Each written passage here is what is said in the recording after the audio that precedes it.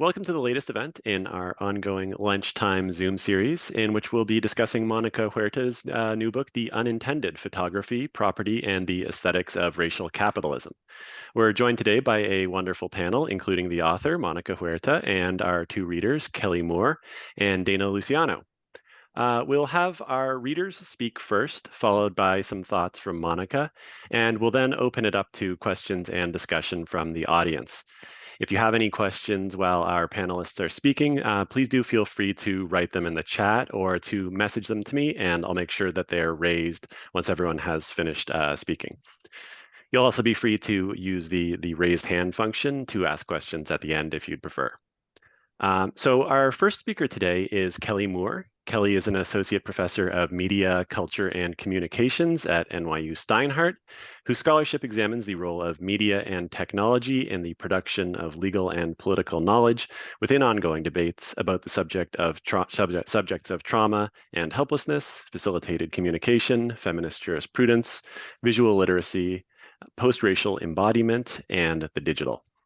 Her first book is entitled Legal Spectatorship, Slavery and the Visual Culture of Domestic Violence, and it challenges typical understandings of domestic violence as that between intimate partners or the quote-unquote couple. She's currently working on two related projects, the first, Media History of Court Watching, and the second, an archival study of student governance at women's colleges and historically Black colleges as two of liberalism's lost histories. Our second speaker today will be Dana Luciano. Dana is professor of English and women's gender and sexuality studies at Rutgers University, where she's taught since 2018. Her most recent monograph, entitled How the Earth Feels, Geological Fantasy in the 19th Century U.S., was published by Duke University Press in January 2024. She's a founding editor of Regeneration, Environment, Art, Culture, a new media, open access environmental humanities journal. She's also currently at work on a monograph tentatively titled Time and Again, The Affective Circuits of Spirit Photography. Finally, our author today is Monica Huerta. Monica is an assistant professor of English and American Studies, and her work exposes the aesthetic life of power in the US using methods from visual cultural studies, especially photography criticism, studies of race and ethnicity, and law and humanities approaches.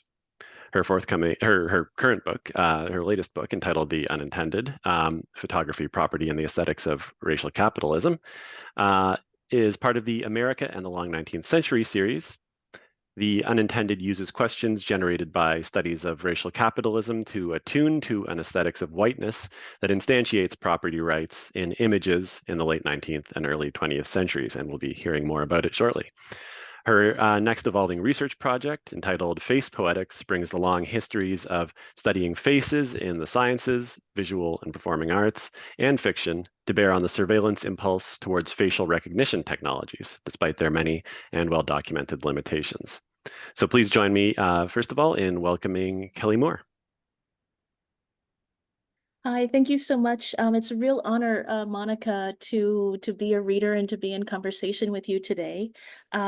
I have like a 5 or 6 page piece of writing where I ask you a couple of questions, but I'm going to take a little bit of time to develop the questions. The question might be really simple, but I'm going to take a little bit of time to develop it, and along the way, just kind of describe my reactions to the book and my reactions to the way in which you, in your prose, invite us to really have a rather personal conversation with you as colleagues, as potential friends and kindred spirits. So I'll just begin with that.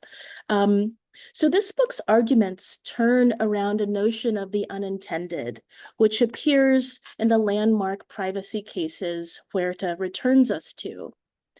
She finds a moment of the unintended early on in the book in Cedric Robinson's Black Marxism, that the production of race is, quote, and this is quoting Huerta, an alchemy of intentional and unintentional, of known and imagined fractures of cultural forms or relations of power, and the power of social and cultural relations, end quote.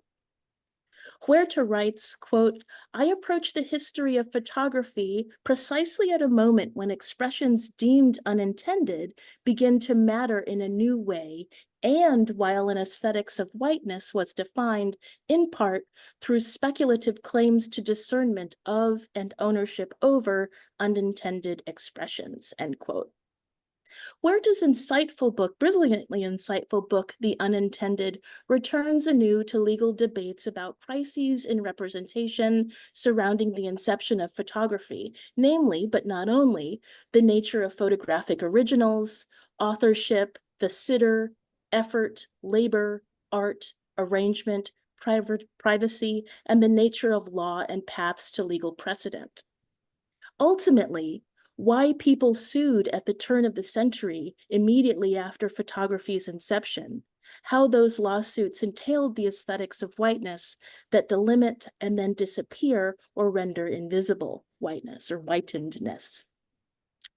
I want to ask a question about the political settlements Huerta you see in these cases, why you return us to them through the specific concept of racial capital. The archive Huerta marshals certainly makes clear the value of the unintended, but I want to recall another concept that has shaped many readings of visual culture and the scene of photography in particular, the unconscious, and relatedly, the repressed. Freud's concepts were growing at the same time as the history, this moment of murky law or legal lawmaking that Huerta is talking to us about. Specifically, his work on dream work comes to mind as a different and as different. And I think your book makes the case for overuse of psychoanalysis in ways that have left other archival matters between law and photography unattended. Freud published The Interpretation of Dreams in 1899. In 1891, on aphasia, which is another interesting concept we might bring to bear on the unintended and on the unconscious. In 1895, studies on hysteria, similar. In 1901, on dreams. In 1904, the psychopathology of everyday life, right? The social, which comes up throughout these chapters. These occur within a year of the 1903 establishment of one's right to their image and are on topics that could easily and that are easily read into what whitened folks are doing with law around the question of privacy and property through the technology of photography around showing up whiteness. But Huerta doesn't take this well-worn, maybe even overwrought route. These concepts feature greatly in cinema studies, visual cultural studies, memory studies, including readings of photography's meanings and doings. And this is part, I think, of Huerta's fabulous and generative innovation. In thinking with the unintended, what does it do that Freud's unconscious and repression do not do for your work in this book? So that's a quick question. But let me elaborate further. Across these chapters, I found that something was bothering me in a good way. Your return to landmark cases to deal with the under-theorized racial capital, the notion of the immaterial asset, the question of gendered racialization, economy left out of the major critical analyses of these legal cases. The critiques often use privacy matters on the disdained by whitened folks, especially in particular, preferences of the Chinese immigrant in photography, the queer racialized body or persona of Wilde, Oscar Wilde, the absent reasoning of the gens de couleur, Manola, and so on. Huerta pulls out for us so elegantly what these cases are sitting upon, racialized gender and histories of enslavement. But what was uncathected in me were two things. First is the whiteness or whitenedness of the defendants in these cases, which is to say, they are cases of whitened folks suing whitened folks.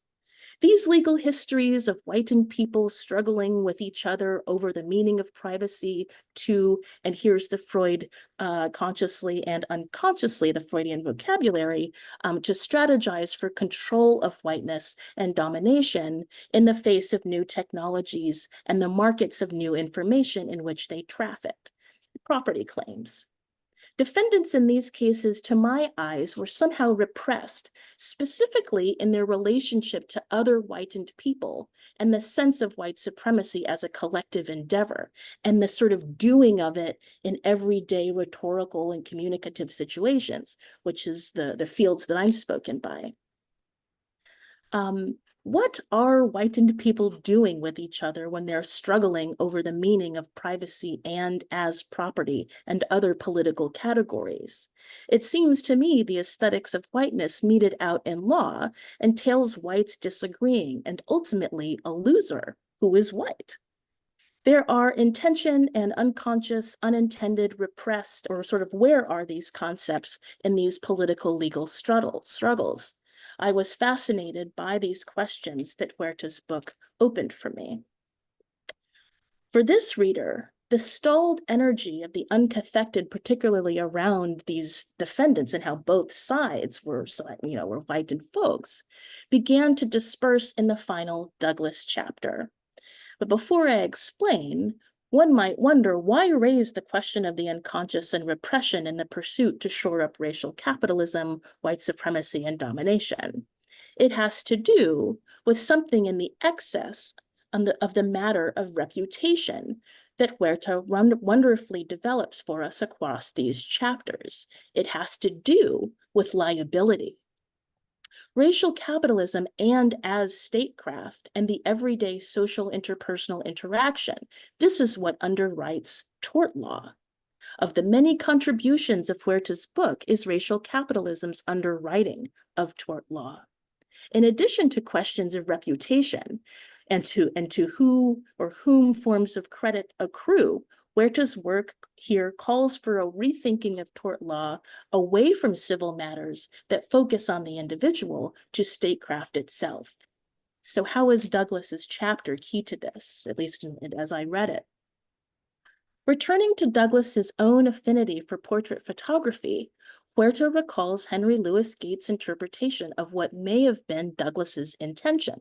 Quote, Douglas's first and most subtle intention was, quote again, the inextricable social and biological connection between the slave and his master, between bondsman and lord, between black and white.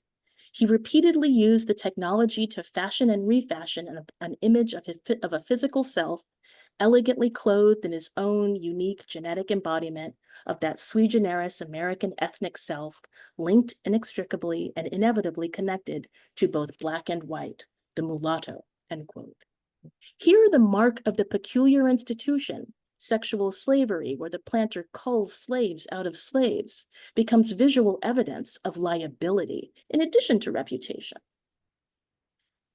Huerta then presents Marcy Dinius's attribution of self-possession to Douglas's portraits to explain his intentions in photographic portraits. Dinius reads, quote, the subtle changes in Douglas's portraits over time as the articulation of his self-possession, the ability to possess a self that can also evolve, end quote. This second one conjures something like liability entailed in the aesthetics of whiteness, but in a different key. The idea that the conditions of liberalism and racial capitalism do allow somehow for a form of uplift, or was even responsible for uplift, which is achieved through taking on the heroic aesthetics of whiteness. It's these terms that echo long-standing but ever-growing claims of conservatives, including Black ones, about capitalism, where slavery was indeed a planetary ill, but one ended officially by whites as whites through the work of liberalism capitalism, a system which is not perfect, but is, quote, the best we've got. And here I'm not just gesturing toward people like Candace Owens. This is actually the language of liberal conservative economists, A.O. Hirschman, Ludwig von Mises, Thomas Sowell. Douglas's portraits become evidence of differing outcomes or ways of seeing of white liability and heroic savior-type responsibility. But Huerta also pursues another possibility along with Zakiya Iman Jackson, Tina Campt, and others, which is Douglas's expressionlessness as a possible sign of an alternate horizon of politics that goes somehow beyond agency and self-possession, quote, as the ultimate ends of political imagination, end quote, in which Black corporeality could disrupt the ideas of face and arrangement as stable, coherent categories. There may also be a notion of Rizvana Bradley's anti-aesthetics here, which I would also love to talk about. Returning to the aesthetics of whiteness played out across these chapters, my question, more of an invitation, is to ask you to speak about the consolidation of whiteness and as credit and reputation, and setting a horizon for larger questions of financial liability and other forms of liability that may be in excess of money, perhaps notions of the priceless. And I guess I'll just stop there for now. Thank you.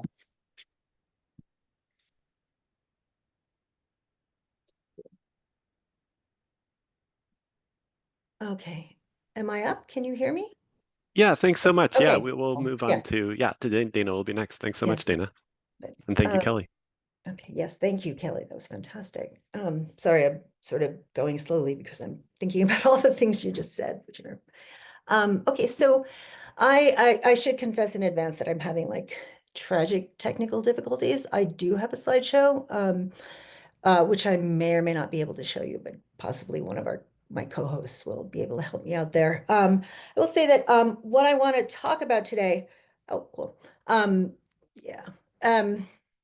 What I want to talk about today is, well, the ways that Monica's work has been basically reshaping a project I've been working on since I met her, or really long before I met her, right? So I first met Monica when she was gracious enough to invite me to Duke for a forum that she was organizing on spirit photography, along with Cheryl Spinner, who's a scholar who's at Duke, who does really amazing work on magic, sort of feminist work on magic, including but not limited to spirit photography, right? But Monica was co-hosting this, and I was presenting part of a project I've been working on that's been morphing about spirit photography for quite some time, right?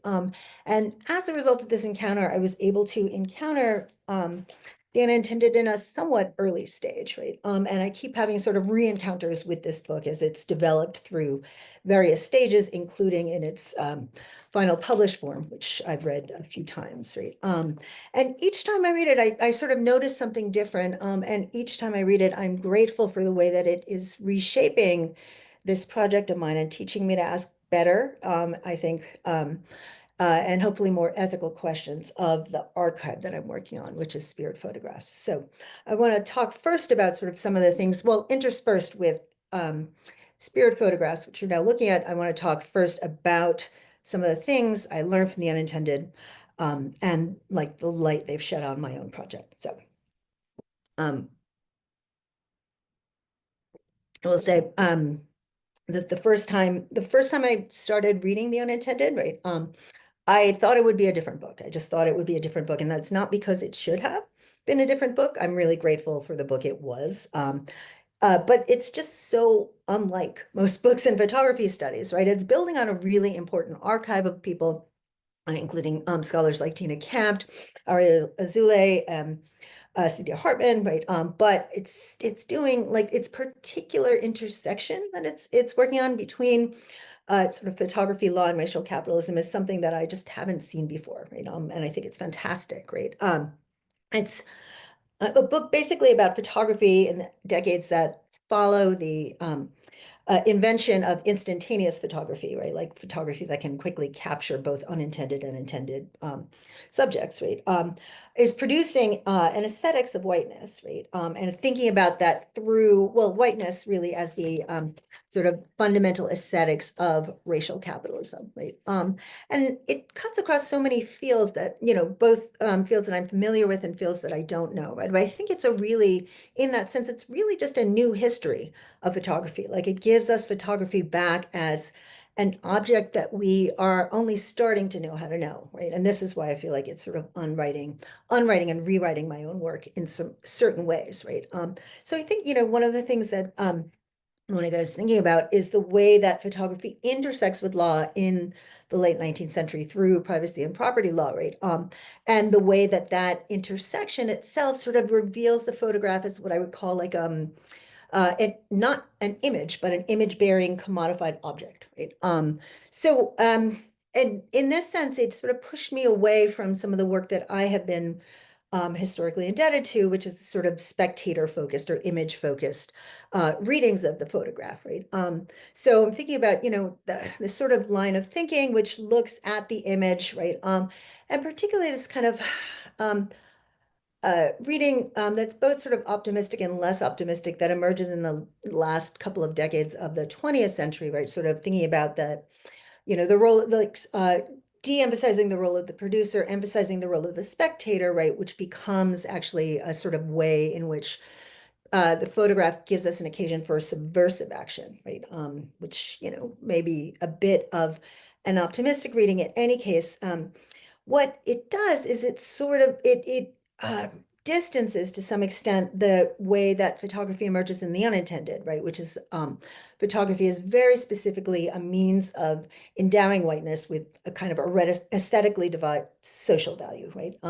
Spectator focused analyses can and often do, right, especially in the case of Roland Barthes, right, push these kinds of readings away or obscure them. And I think there's been a lot of scholarship on Barthes, which Huerta cites in the book, where that talks about the sort of way in which that reading is itself sort of securing like an unmarked whiteness through the exploitation of the Black bodies that he's looking at, in part to sort of prop up his points, right? So in this case, I would say it's building on an increasingly robust body of work on photography, race, and coloniality, right? And thinking in particular with Black feminist thought, right, as it's working on this subject from, as I mentioned, Tina Camp, Saidiya Hartman, Jasmine Cobb, Kelly, other people, right? And it's thinking, for example, how photography is bound up with ideals of self-possession, right? In ways that expand on Saidiya Hartman's critique of the disciplinary function of the ideal of self-possession, right? And it's also, in thinking about what the history of photography shows us about the operations of racial capitalism, or the aesthetic operations of racial capitalism, right? The aesthetics of whiteness, help to make whiteness sort of visible, knowable, and reproducible. But at the same time, and this is important for her argument, it's maintaining whiteness as an abstraction, right? And it's sort of, and therefore an endlessly malleable and reproducible abstraction, right? So, I mean, I think, all of the things I've said sort of show that what I think the book is an incredibly tightly focused and argued book, right? And its archive is very specific, very few legal cases that help it make its argument. And I think its implications are really wide ranging, like they go all over the place, right? And including bringing me back to my own work on spirit photography, right? So it's not a book that really has much to do with spirit photography. It does get a single sentence. It's on page 111, right? And Monica thinks about sort of the way in which the case that she's looking at that point sort of points us to thinking about how the camera sort of is able to conjure more than is visible or even intended, right? And this is sort of a common line, as she points out, about that spirit photography brings into view for us, right? But I think the book really is the rest of the book is teaching me what recent scholarship, excellent recent scholarship on spirit photography really has not, right? And so I think, that if the scholarship on spirit photography, right, it makes certain arguments. The spirit photograph tends to exemplify something about all photographs, right? So it points us to a way that photography is deeply uncanny, right? It sort of brings us back the familiar as unfamiliar, right? Or sort of beloved objects as ghosts, right? Points to the way that the photograph is melancholic. That other reading, sort of the melancholy index, right? That sort of ingrained bit of lost time that sticks to the photograph and that comes back here again in the reading of the ghost in the spirit photograph, right? It shows us, too, again, the sort of conjuring power of the photograph, or Jean-Michel Smith writes about it in terms of the optical unconscious, right? Like the way that, again, the photograph is always showing us more than we can see, right? So all of these are really great, brilliant analyses that have taught me a lot, right? But they tend to rely on spectatorial reading, right? Or phenomenological reading, right? Or sort of material readings of the photograph that actually divorce it from the workings of capital, right? So thinking about the index is sort of material, but is somehow floating free of history, right? It's just this sort of phenomenon, right? And that is, again, really not what Monica is doing, right? She's really thinking about the photograph as it circulates as an object of racial capitalism. So what does this have to do with, what does it tell us about spirit photographs, right? I'd say that one of the things, spiritualism is really deeply bound up with capitalism in a way that we have kind of forgotten in our sort of the ways that 21st century scholars approach spiritualism, right, as a sort of occasion for thought, right? But to 19th century viewers, its relationship to capital is painfully obvious, right? So I would say Marx in Capital actually thinks about spiritualism as itself kind of a technology for exposing the fraudulence of capitalism, right? So he points about how the commodity is even more mystical, uh, uh, you know, a commodified table, for example, when we think about the table as a commodity, it's even more mystical than when we think about the table as a prop for spiritualism, which sort of dances and turns around, right? But I think that, again, spiritualism to skeptics actually really deeply exposed the workings of capital, although in a way that actually people didn't necessarily use as a critique of capital. And I'll talk about that in a second, right? So first, here's a couple of spirit photographs. So these are by William Mumler, who's sort of known, recognized as the first historical spirit photographer and also the first spirit photographer to be prosecuted for his art. So can we move through, like this is one. Here's another, right? This is a white guy and his sort of barely visible white parents, right? So a lot of the spirit photography will stay here, okay? A lot of spirit photographs sort of, reveal these sort of beloved objects behind the sitter, right? Some of them also, and not so much, well, somewhat in Mumler's work, but also in later works, sort of reveal unknown objects, like just sort of ghosts who appear that are completely unexpected and unknown to people. And then it sort of spawns this kind of detective work where people try to figure out who the ghosts are, bring other people into spiritualist circles and so forth, right? And this was actually one of the things that I was talking about when I was at Duke, meeting Monica, was sort of this spirit photograph as a kind of creator and documenter, but also creator of social relations in the terms of queer kinship, right? But again, sort of analyses of queer kinship often leave out the way that queer kinship functions itself to sort of often, sort of secure and reproduce capitalism. So I'd say this photograph starts to get us there. This is an image of, if you recognize her, it's Mary Todd Lincoln, who comes to Mumler in, as it's marked, 1872, and blurry behind her, but visible, is the ghost of Abraham Lincoln embracing her. And then next to her is, you can see it less well in this reproduction, is Willie, who was her son who died while she was in the White House, right? So, this is sort of one of the very, what's supposed to be these very touching images of spirit photographs, is reuniting the family behind the grave, right? If we can go to the next one. Yeah, here it is.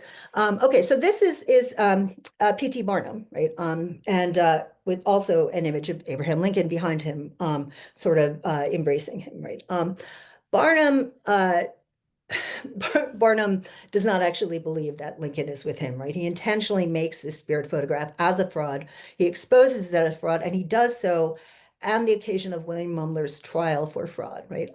Now, as I said, spirit photographers, when they're on trial, they don't get, it's not in terms of property law, it's not in terms of privacy law, they're tried for fraud, which is to say, fraud in these cases is something that believes that capitalism should function to secure truth, and people who, like Mumler, are tricking their clients are are defrauding them, right? And it's also in these cases, especially in Mumler's, but also in a French case that I'll talk about in a second, it's tied deeply to workings of nationalist morality, right? So this sort of idea that like spiritualists are not only cheating, but they're they're also sort of religious heretics, right? And they're undermining Christianity, and therefore they're undermining society, they're undermining the state, right? Barnum's a little less concerned with this than he is in sort of making fun of Mumler, right? By sort of pointing out the way in which, that sort of statement, there's a sucker born every minute, two to take him, which is like one of the best summaries of capitalism that anybody ever spoke, right? That this is sort of what he's interested in. Like, okay, I'm a trickster, right? I make fakes, but I tell people that I'm a faker, whereas Mumler, coming back to this one, is lying to people, right? So, I'm telling the truth about Mumler's lies, right? In a way that sort of lets us know what it exposes, in a sense, the way that capitalism is always sort of mystifying what people are paying for, right? But what Barnum is also selling here is laughs, right? Can we go to the next one?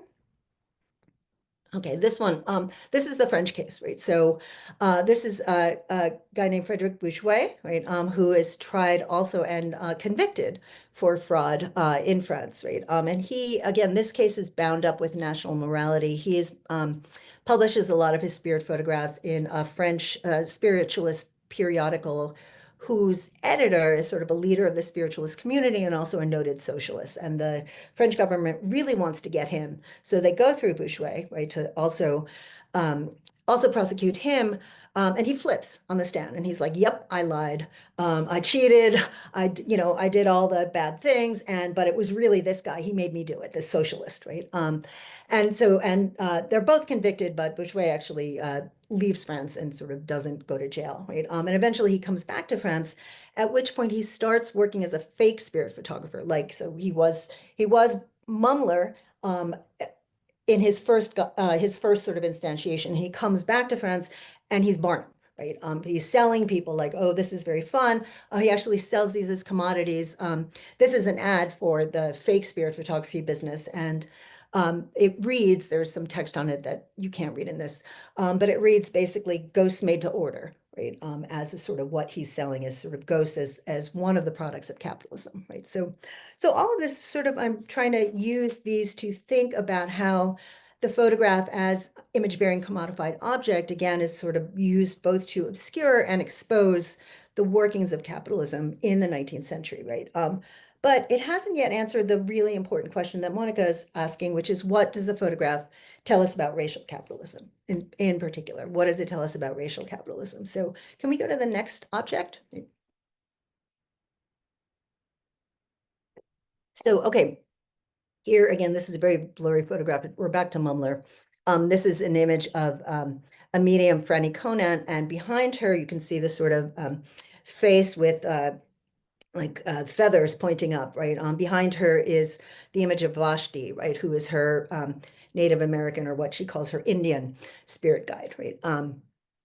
And this is really a common practice in spiritualism, right? The sort of white mediums who use dead people of color to authorize their performances. Can we go to the next one? Right, so, and they do this sort of both literally and allegorically. So Vashti is taken to be or said to be a real dead person, right?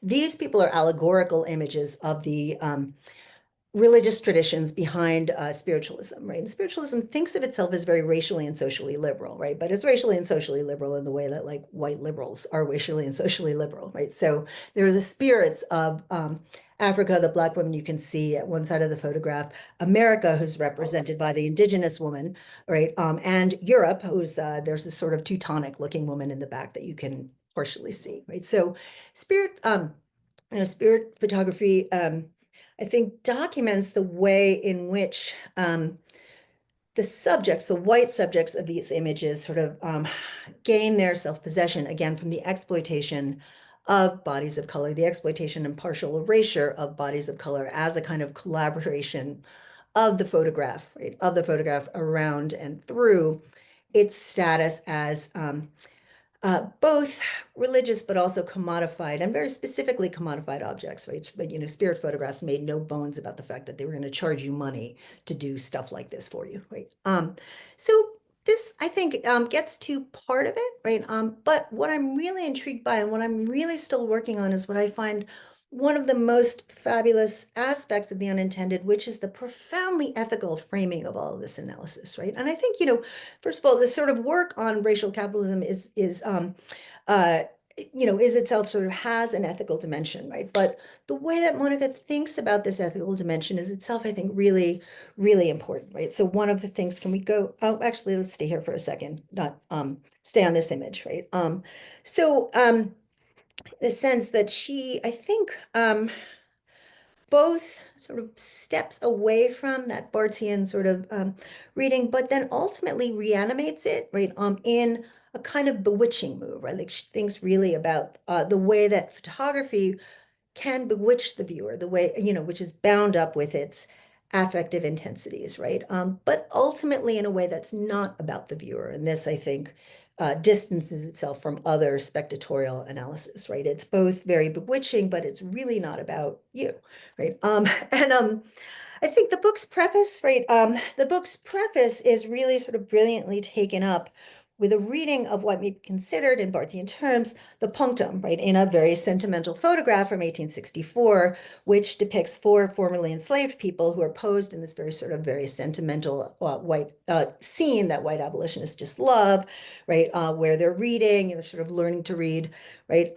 But what Huerta is captivated by, right, sort of bewitched by, is a facial expression on Rosa, one of the children, that is just not in that story, right? She's just like, no, she's bored. She's not there at all, right? And it's, and that for Huerta opens up a number of other possibilities, right? But in a sense, Huerta is less concerned with sort of going and getting those possibilities and sort of reclaiming that story in the sense, right? But thinking about the ways that we can ethically care for that story without trying to fill it in, right? Like we really, without trying to make it available for a kind of reownership, right? And that I think is sort of motivating the concern and the care that she brings to her analysis, right? Saying in a sense that the real question is not like what Rosa is thinking, right? That, if that's not the question we are meant to answer, that is the question that should push us to think about how photography has historically supported the conditions that render that child and her fellow subjects as human chattel. Like how photography created Rosa as a subject of photography who can't be thought apart from um, her existence, right? Uh, an object, circulated object of racial capitalism, but must be thought also in separation from or in excess of that status, right? So can we go to the last photograph, I think? Because this is, yeah, here we go. This is the photograph I want to end with, and this is a photograph that Monica is teaching me to re-see, right? So this is a photograph from the early 20th century. It's taken by a photographer named Edward Wiley, who's operating in California, right? But it's reproduced in a book on spirit photography called Photographing the Invisible, which is thinking about sort of, from a perspective of belief, perfect belief, thinking about how spirit photography works and what it teaches us, right? And for that book, what this image teaches us is that spirit photography may be a conjuring of thought, right? Like, so it's arguing in a sense that those images that surround the woman, right? And you can't see all of them, but they're four faces of men. They all look like men of African descent, right? And so, but this woman herself is not identified, right? And this is very exceptional for the book, right? Every other photograph, the author tells the story of the people who took the photograph and their encounter with the photographer who made the photograph. Here, we know about the photographer, we know about the analyst's reading of the photograph as a sort of psychological event, an event of projection rather than haunting per se, right?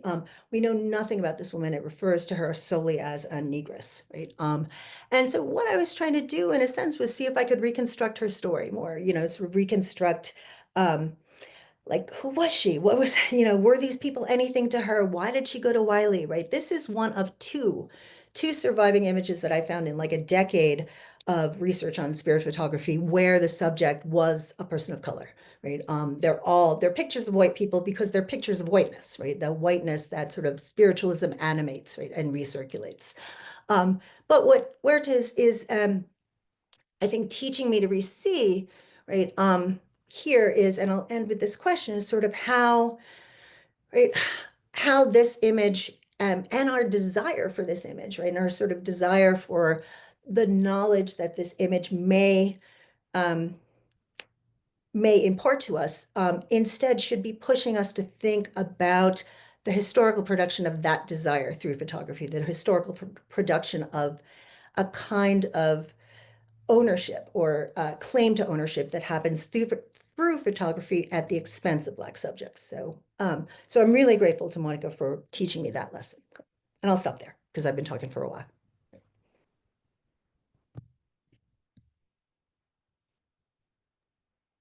Thank you both. When we planned the original date for our conversation, it was, I think, in the summer. Is that right? Mhm. But I got COVID and we had to regroup. And it was in June, and that was the book's birthday, being in the world for a year. So this is a belated birthday party, and in keeping with that, you all just really gave me some beautiful gifts. It's like the thing you hope for when you work on something for a long time, that people will meet your work with the kind of generosity, specificity, and really, I think, attentive care that you both just read my book with. So first and foremost, and the most important thing I will say is thank you for that. I really feel honored to receive all these comments. So that's most important. Maybe one place to start as a way of bringing together both of your thoughts is to say that Dana, like she said, has been with this book since it was a post-dissertation melange. And Kelli is a new coworker that I met through the dark room and read her book and was like, where have you been for the last 10 years? So someone that I am very glad to be connected to, and very glad to be learning from, very glad to be read by. And I think the world of both of you. So again, thank you.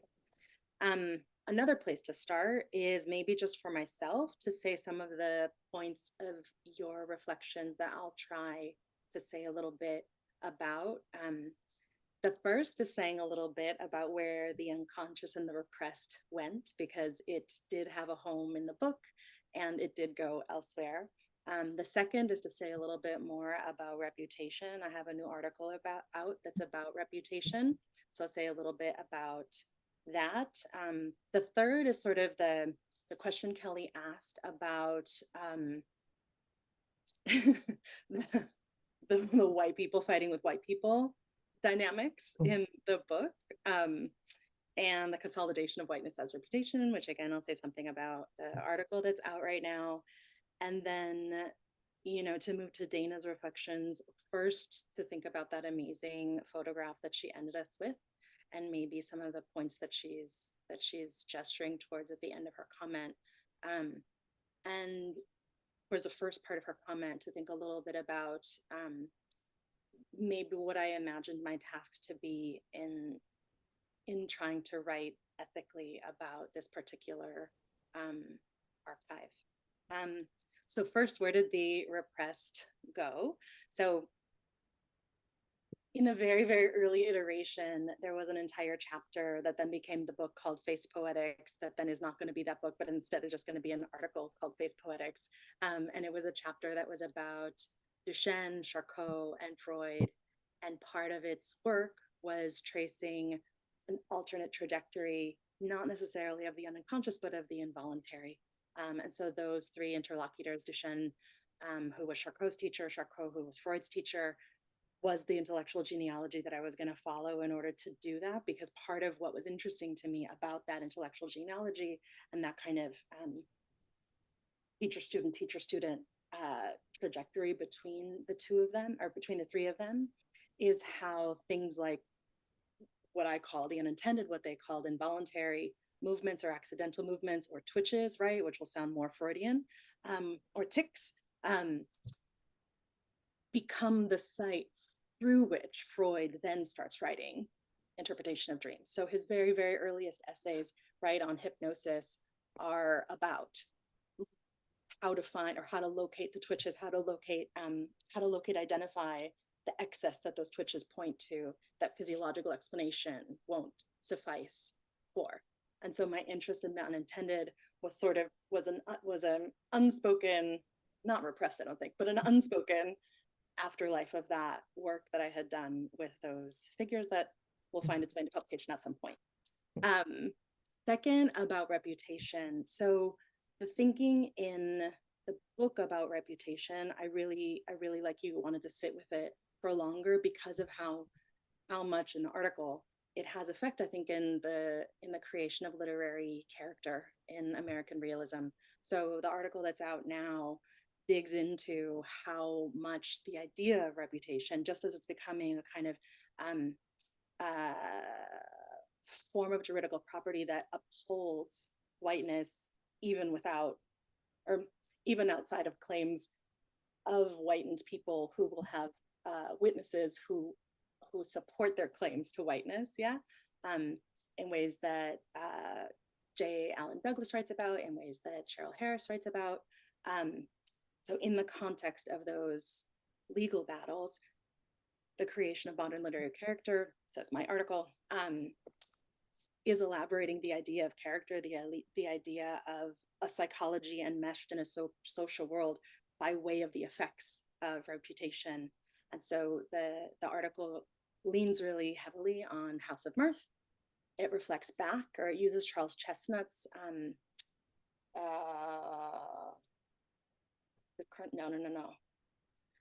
the one where the character goes back to the South. I forget the name right now. Colonel's Daughter. The Colonel's Dilemma. Yes.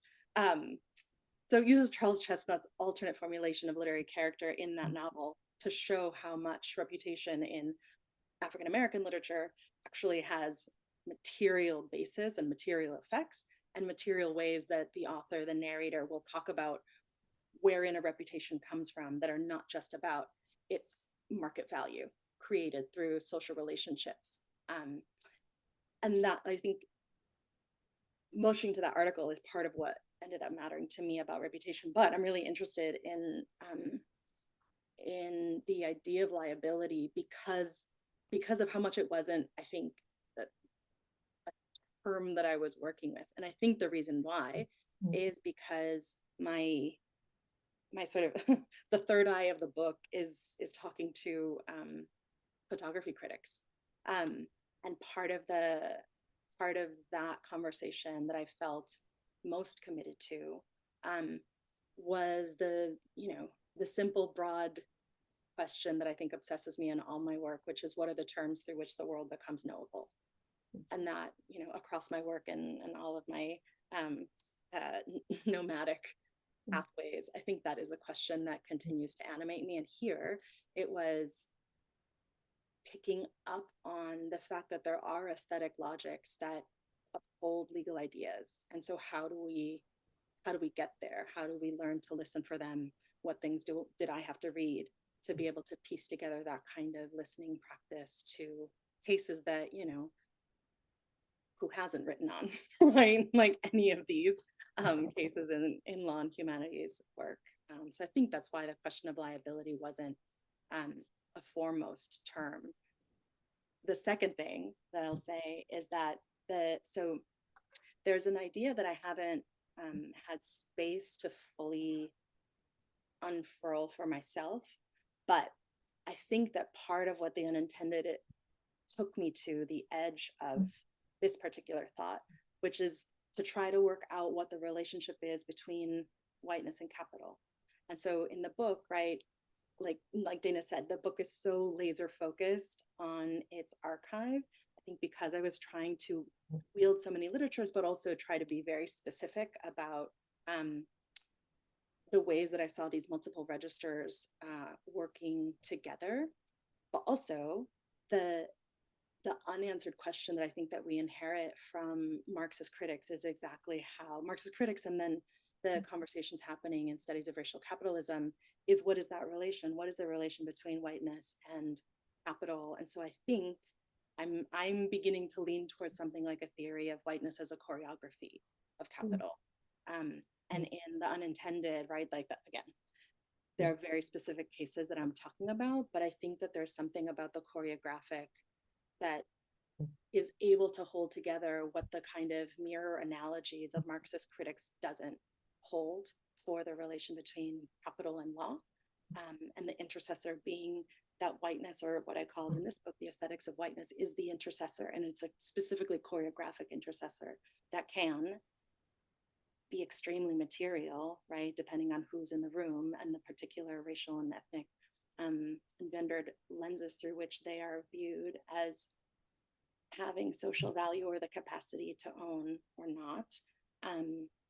And that, the second part of that statement left me. But I think that's part of where the unintended is leaving that particular thought on the consolidation of whiteness, but more specifically on how whiteness becomes an aesthetics of racial capitalism as an intercessor between capitalism and the law. One day, in some years, I will talk about a book that I think will help me answer that, but not today. With the question of the ethical commitments that I had in the book, there is no essay, I think, in the last 4 years that's been more important to me than Saidiya Hartman's The Plot of Her Undoing. It is a short 4-page essay published by the Feminist Art Coalition, and I read it probably once a month, and I cite it now in everything that I write. And the reason that The Plot of Her Undoing is so important is because Hartman presents, I think, the critical task to me of undoing, of critical work that is deeply invested in undoing, for me, right, the terms through which the world is knowable, such that the world might be knowable otherwise. And so that ultimately, I think, was the foremost ethical commitment that I had. How can I read these archives? How can I engage photography as as specific objects, as conversations, as sites of cross-pollination, as commodities, as spaces of legal elaboration and control, in such a way that yields an undoing of the modes through which the world becomes knowable, such that whiteness is presumed and other forms of being are undervalued. So for that, I learned a lot. I mean, for everything that I think the book argues, the studies in racial capitalism of Manu Karuka, of Aiko Day, of Jody Bird, and Mishana Goman, and all of these folks, and many other folks, obviously Cedric Robertson, they opened up for me the problem site of liberalism's claims to uphold values that nonetheless rest on dispossessive impulses, processes, and effects. So the important thing to me about even that term, dispossession, is it's both world-making effects and it's making disposable of life. And though that kind of twinned work of the term dispossession, which again is coming from Jody Bird and others, is part of how I think about the task, or how I think about the kind of historical processes that I hope my work helps undo at the site of the terms through which the world becomes knowable, and in this book, through which the world seems to become visible. I will end there. And also say thank you again to everybody who popped in to say what's up. I appreciate you all. I see that maybe we have questions, so that's cool. Thanks so much. Yeah, please. Let's. I'm happy that we can give our readers a chance to respond to anything that Monica has said, or we can move on to questions. Whatever you'd prefer. I see we do have one from Nicole. Maybe we can jump in with Nicole's question, unless there's any immediate responses from the readers. Yeah, Nicole, go ahead. Thanks, Daniel. Happy birthday to your book, Monica. And thanks to Kelli Moore and Dana Luciano for these really interesting responses too. I had a kind of comparative question, kind of jumping off. It seems there was a, suggestion of what we can think about with photographs for possible futures or alternatives that could have happened. And 2 years before the House of Mirth is published, in Germany, they establish a right to one's own image after the Bismarck family became upset when, photographs of Bismarck were distributed, after his service in a way that they found offensive. And they have in Germany a much stricter regime around control of, your of your photographs and your likeness after death. Whereas in the US, we have, I was reading about after the protests started, you don't have an expectation of privacy in public. And so I'm wondering, do you know of any conversations during that period around emulating the German privacy restrictions? And was there, I'm just trying to think about what that alternative history would have looked like, especially racially. Thanks. Yeah, thank you, Nicole, for that question. And it's nice to meet you. I don't know about the Germany example. If you have citations, I'd love to read them. You could just shoot me an email. But I will say that in the United States, it is a bunch of bourgeois folks, right, who are upset about their images circulating. So there was a bill that didn't end up passing in 1888. It was called something like the Bill for Respectable Ladies or something like that, but it's a similar situation where who was it? It might have been the president.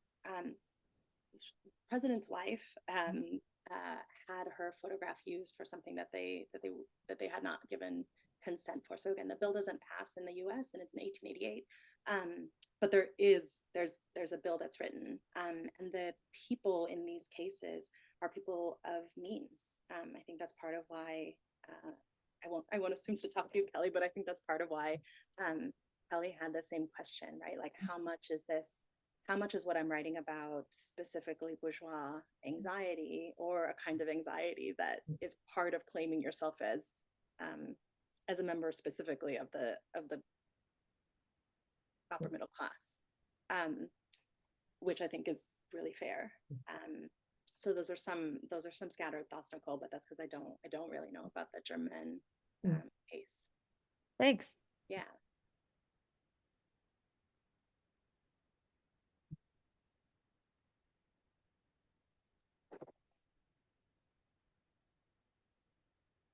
Other people don't have questions, I did suggest to Kelli and Dana that we could wrap in an hour, because I don't know about everybody on this call, but our semesters have started with I think a bang means good, but maybe not. So Daniel, I don't know what you think about wrapping. Yeah, that's totally fine. If anybody has further questions, comments, anyone else wants to jump in, you're welcome to. But if not, I'm happy to end it there as well. This has been really interesting. I think I would say that I think across my work, Monica, your work, and Dana's work, by the way, nice to meet you, Dana, might be the question around consent.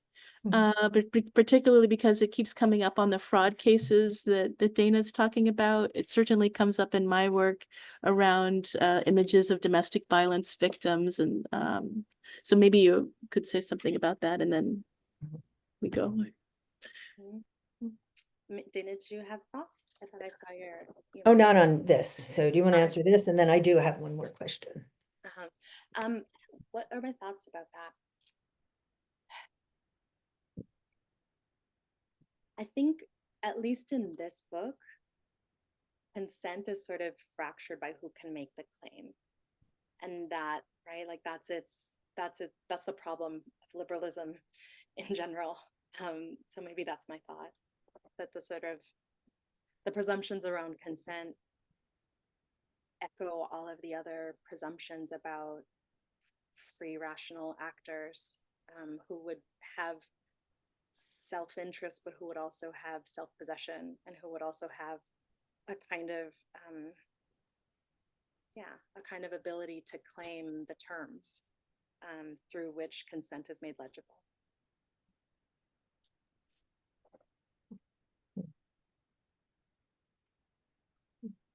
Dana, do you want to ask your question? Sure, if we have time. It is a question about time. So I was going to say, I mean, I, sort of closed by talking about what your analysis at the beginning, the photograph with Rosa, and the others can tell us, right? And I will say, again, by it sort of pushing me away from like, let me reconstruct the history behind this photograph. I don't mean to say that that work is not important. I think it's profoundly important, right? Like so many people, especially have, constructed the work, for example, the work of Delia and others in the Agassi photographs, all of these sort of erased histories, African-American histories. And again, the sort of hyper documentation, right, of Kelly's phrase, like white people fighting with each other, right? Like so, like so much about like white people, right, is stored in the archives, and like so much about Black history has been just erased or omitted from the archives and or stored in ways that, and Hartman so beautifully points us against this, sort of like reanimates the pain that those archives those archives are also containing, right? And this is why I really loved and wanted you to say a little bit more about the suggestive ideas in your reading of Douglass, right? So this sort of sense of the way in which people really want to, and I think with the best of intentions, right? Like they sort of think like, how can we use these photographs to know even more about Frederick Douglass and to think about him, right, as, very self-possessed and sort of thinking about freedom in ways that, ultimately can lead us back to these sort of very bourgeois ideals that, continue to be used to decenter Black subjects, right? I think what your work is when you're talking about sort of unseeing this, right? Like sort of unseeing this picture in terms of thinking about Douglass's expression as like expressions in the photograph as harbingers of another way of being in the world, right? And what you do with that is sort of thinking about using that to think about like phrases like another way of being with light, right? A photography to be, and especially when time, like, when time is something that I felt like, okay, so, basically these two readings, right? The reading of the Rosa photograph and the reading of Douglass are like, they're framing the book, they're embracing it in one sense, and they're sort of leading to like, this is also another history that this book asks. There's this very precise history of white people fighting with each other to own whiteness, right? And then there's a whole other history that we should be living, but we need to know the stuff in the middle. So.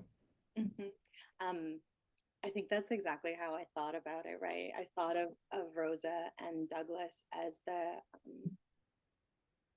almost like, if they would let me, as the guardians of the book, sort of keeping me honest, keeping me ethical, keeping me responsible in such a way. So because part of, I talk about my work as writing about the aesthetic life of power, and I think that's right. And part of the challenge, I think, of doing that is not writing about power as though it has won forever.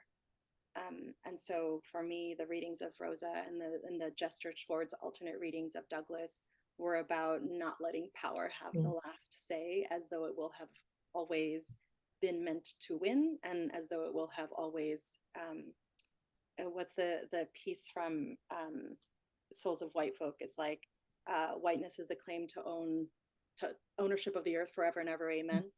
Right? That's from Du Bois's The Souls of White Folk.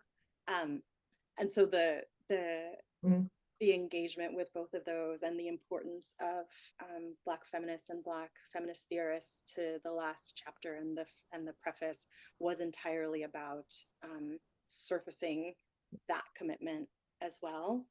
When time. We didn't plan this, but my next book is called When Time. So the book is When Time, Notes on Photographic Temporality, because I think its work in the last chapter, I think, isn't done. Specifically because, someone like Rizvana Bradley published Aesthetics after my book happened. And so I want to think more with Rizvana, and Denise Da Silva and Zakia. I've seen that she's been giving talks called Black Light, about light, but specifically the archive I'm taking up in When Time is contemporary Latinx time-based art. because of the range of diasporic trajectories that gives me a way to move with. And because I'm trying to think when time as a kind of quantum diasporic counterhistory, or countertemporality. So when time is going to evolve from its position as a kind of, what was it? It was like a holding open at the end of the book. And hopefully in the next book, in the When Time book, it will become a series of propositions about something like a quantum spatiotemporality, the photography that is, I think, how photography is enchanting us and can enchant us to some other bewitching that is not the bewitching of capital. Thank you. Thank you. All right. Well, if there are no more questions or comments, please join me, everyone, in thanking our panel today. Thank you, Kelli, Monica, and thank you, Dana, very much. Thank you, everybody. We really appreciate you.